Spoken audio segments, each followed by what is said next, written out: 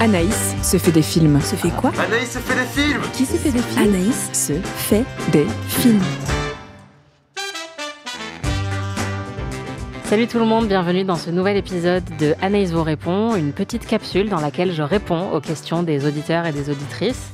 Alors cette semaine, je n'ai pas de message vocal, mais je réponds à une question que vous êtes très nombreux et nombreuses à m'avoir posée sur de nombreuses plateformes.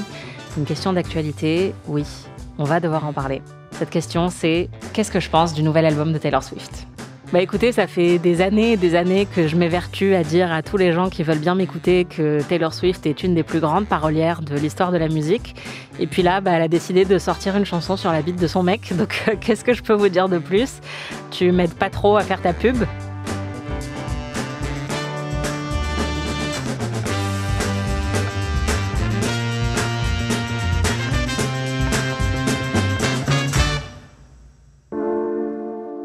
Bon, déjà, il y a une règle incontournable, c'est qu'il ne faut jamais formuler une opinion définitive sur un nouvel album de Taylor Swift dans les heures, voire les jours qui suivent la sortie de l'album.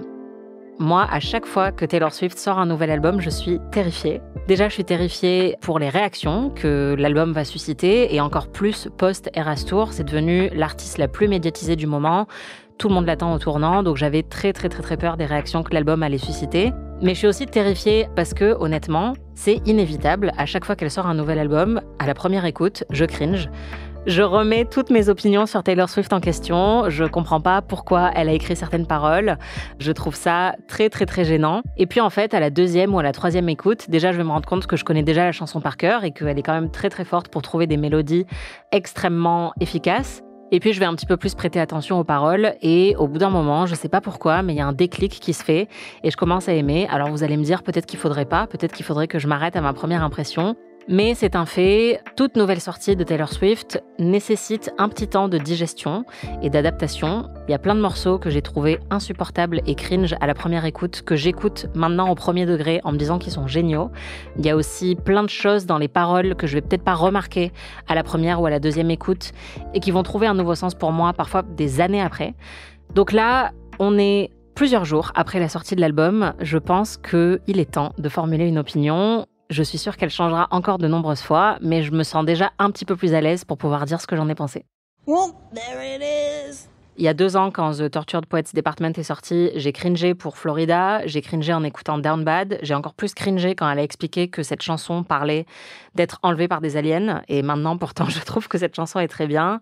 Et là, forcément, pour The Life of a Showgirl, ça n'a pas loupé. J'ai aussi été assez gênée en écoutant certaines chansons pour la première fois. Il faut dire que pour moi, son album précédent, The Tortured Poets Department, c'est vraiment l'aboutissement de ce qu'elle sait faire en termes d'écriture. C'est un album qui est très lyrique, qui emploie beaucoup de métaphores, qui est aussi très cinématographique dans son écriture, dans ses arrangements musicaux, qui va évoquer l'univers du western, qui va évoquer l'univers du cinéma d'horreur. Donc pour moi, c'est un album qui était très riche. Et forcément, arriver derrière ça pouvait susciter une certaine déception, d'autant plus que c'est un petit album, puisque c'est un album qui ne contient que 12 morceaux, donc un album plutôt minimaliste par rapport aux 31 du précédent. Elle l'a enregistré pendant sa tournée Eras Tour, donc quand elle avait un petit peu de temps de break, elle allait en Suède pour enregistrer en studio et puis après elle repartait direct en tournée. Et puis c'est sûr que c'est un album plus léger dans le ton. The Tortured Poets Department, c'est l'album de rupture par excellence. C'est un album qui est très lourd dans ses thématiques, qui parle de solitude, qui parle d'abandon, qui parle de dépression. Là, c'est l'album qu'elle a écrit alors qu'elle était en pleine folie amoureuse avec Travis Kelce, son nouveau mec et désormais fiancé. Et ça s'entend, clairement, elle est juste très heureuse, elle est complètement gaga. On abandonne le personnage de poétesse torturée qu'elle avait adopté dans l'album précédent pour passer au personnage de showgirl. Et donc, c'est censé être une réflexion sur sa vie en tournée et aussi sur sa vie de star. Je ne sais pas si c'est 100% réussi dans les métaphores, mais je trouve qu'en fait, musicalement, c'est un album qui contient quasiment aucune faute. C'est que des tubes. Que ce soit The Fate of Ophelia, que ce soit Opalite, que ce soit Wood, que ce soit Cancelled. Moi, je danse déjà dans ma cuisine en écoutant cet album. Et en fait, faut pas oublier que ça a toujours été une des grandes forces de Taylor Swift, c'est-à-dire qu'elle a toujours eu plein de morceaux qui sont très entraînants, mais qui sont pas forcément du Shakespeare. Si on se souvient de Shake It Off, ou de Trouble, ou We Are Never Getting Back Together, pour n'en citer que quelques-uns, sans oublier Love Story, qui a eu un gros regain de popularité ces dernières années parce qu'il était dans la série The Bear. C'est des morceaux qu'on connaît par cœur et qu'on adore chanter à tue-tête en dansant dans la cuisine, mais c'est pas forcément les plus sophistiqués en termes de paroles de sa discographie. Il y a Taylor Swift, la parolière, et c'est pour ça que ses fans sont fans d'elle, et que moi, personnellement, je suis fan d'elle et que je la trouve très talentueuse. Mais il y a aussi juste Taylor Swift, la compositrice de tubes. Et là, c'est vraiment ça qu'elle nous a donné, avec une très très bonne production pop de Max Martin et Shellback, avec qui elle avait déjà collaboré, notamment sur Réputation. On entend les échos de plein d'autres de ses albums, notamment Réputation, qui était celui que les gens aimaient le moins, donc ça me surprend pas que les gens aient cette réaction avec celui-là encore une fois. On va aussi avoir des morceaux funk, notamment Wood, le fameux morceau sur la beat de Travis Kelce. En fait, c'est un morceau funk qui invoque très clairement les Jackson 5 et qui est hyper entraînant. Donc rien que pour ça, je pense qu'il faut que les gens dosent un petit peu. Il y a eu des réactions clairement jubilatoires après la sortie de N envers l'album en disant que c'était catastrophique et qu'elle avait totalement perdu tout ce qui faisait son talent ou sa popularité auparavant. Je pense que c'est un petit peu sévère. I just got done listening to the new Taylor Swift album, The Life of a Showgirl, and goddamn, that was rough. First off, lyrically, this has to be some of the worst songwriting of Taylor's career on this album. Throughout the album, I felt like Taylor was writing from the perspective of a 13-year-old girl, but when in reality, she's 35 years old. We might have Taylor's worst album of all time. Non, l'album n'a pas la profondeur de certains de ses plus grands morceaux, mais il est très très fun mélodiquement. Ensuite, sur le côté cringe. Vous savez ce qui est cringe ? Voir des gens s'embrasser dans le métro. Je pense qu'on a tous connu ce moment de gêne un peu viscéral envers les gens qui sont en train de se rouler des pelles dans le métro et qui sont beaucoup trop amoureux et beaucoup trop démonstratifs. Et puis un jour, on tombe amoureux et on se sent en sécurité avec quelqu'un. Et on se retrouve, nous aussi, à rouler des pelles de manière ridicule dans le métro et à se comporter comme si on était sur une plage idyllique avec la personne qui nous met des cœurs dans les yeux alors qu'en fait, on est au milieu des rats et des odeurs de pisse. Et vous savez quoi, cet album, c'est exactement ça pour Taylor Swift. C'est-à-dire qu'elle en a rien à battre que vous la trouviez cringe. Elle est cringe parce qu'elle est très heureuse amoureusement en ce moment et qu'elle a envie de le célébrer. Et donc, il y a plein de morceaux dessus qui sont assez gênants parce qu'elle est juste comme une gamine. Et d'ailleurs, il y a même un pont que je trouve très très touchant, c'est le pont de la chanson Eldest Daughter. Elle dit qu'enfin, elle peut se détendre un petit peu et profiter de plaisirs simples avec la personne qu'elle aime. Des bisous, des bateaux au coucher de soleil, des lilas et de toutes les choses qu'auparavant elle avait pu qualifier de débiles. C'est parce qu'elle voulait se protéger et parce qu'elle pensait qu'elle n'aurait jamais accès à ce genre de bonheur un peu cucu et un peu simple. Et moi, j'ai trouvé ça très touchant qu'elle dise, en fait, ça y est, là, je suis dans mon moment un peu cucu, un peu con, un peu innocent. Et ça m'émeut parce que dans son album précédent, elle a quand même un morceau, The Prophecy, dans lequel elle dit qu'elle a peur d'être seule toute sa vie et d'être carrément maudite parce qu'elle a jamais eu de chance en amour, que toutes ses histoires se terminent mal. Et donc là, ouais, l'avoir chanté sur un bonheur très très simple et même un bonheur domestique, elle est comme tous ces gens qui sont un peu cringe et qui se roulent des pelles dans le métro. On trouve toujours que c'est cucu quand ça arrive aux autres et quand ça nous arrive à nous, on trouve ça merveilleux. Et là, c'est exactement ce que je ressens en écoutant cet album. Elle est en train de vivre un truc merveilleux que nous, on trouve tous très cucu. Écoute, tant mieux pour elle, en fait. Et puis sur Wood, la chanson dans laquelle elle parle du membre de son futur mari, franchement, j'ai envie de dire pourquoi pas, moi ça m'a fait rire. Oui, c'est gênant, mais si ça la fait marrer, en fait, on sent qu'il y a une légèreté et une décontraction dans sa manière de faire cet album qui est assez chouette aussi. En fait, on sent très clairement l'influence de Sabrina Carpenter, qui est devenue une énorme pop star ces 2 dernières années en chantant sur le sexe avec des chansons très explicites et un personnage sur scène très sulfureux. Chappell Roan aussi, dans ses chansons, elle parle de cuni sur la banquette arrière. Bref, le cul dans les chansons pop est partout, même si évidemment les pop stars qui chantent sur le sexe, c'est aussi vieux que le monde. Je suis pas en train de dire que ça a été inventé ces dernières années. Mais le fait que Taylor Swift essaye de s'emparer de la tendance Sabrina Carpenter, avec qui elle a d'ailleurs un featuring sur l'album, c'est pas du tout surprenant.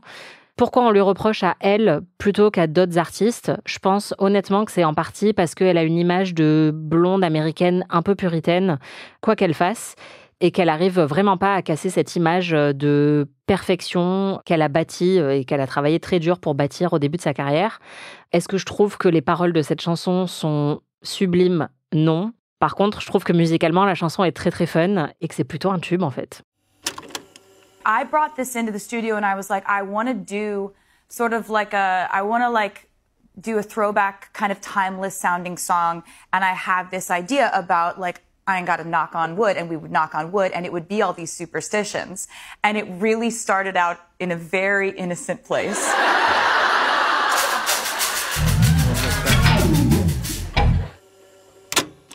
Je dois dire aussi que c'est extrêmement décevant de voir des critiques, notamment français, dire que son album est mauvais parce qu'elle parle de ses histoires amoureuses. Là, pour le coup, moi, je trouve ça cringe que des gens dont c'est le métier de faire de la critique culturelle fassent comme s'ils ne savaient pas que les histoires de cœur brisé et que l'amour sont la plus grande source d'inspiration des artistes de manière générale depuis la nuit des temps.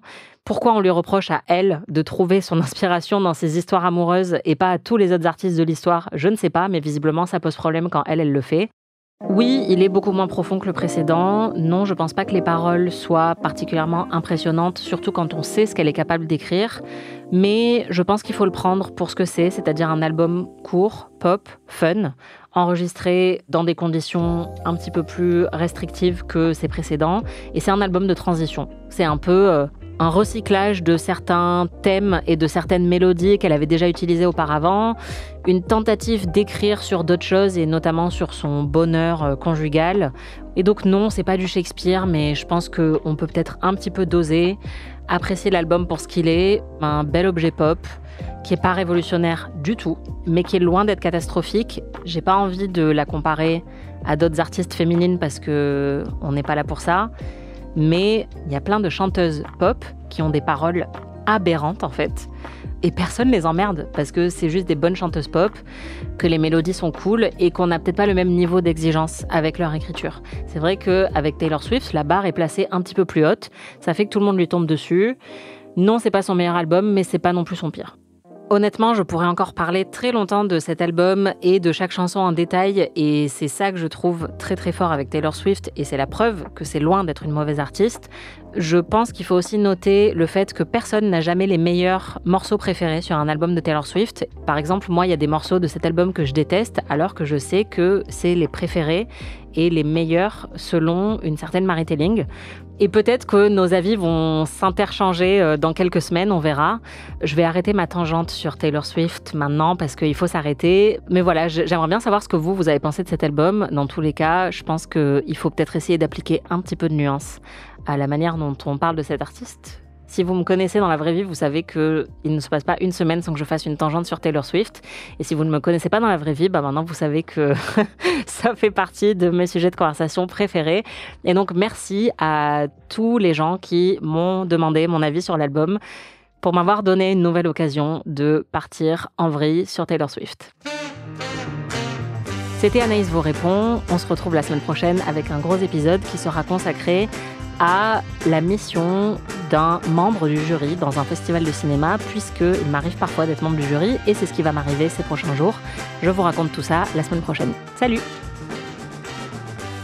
Anaïs se fait des films est un podcast d'Anaïs Bordage, c'est moi, produit par Slate Podcast. Production éditoriale, montage et réalisation Aurélie Rodriguez.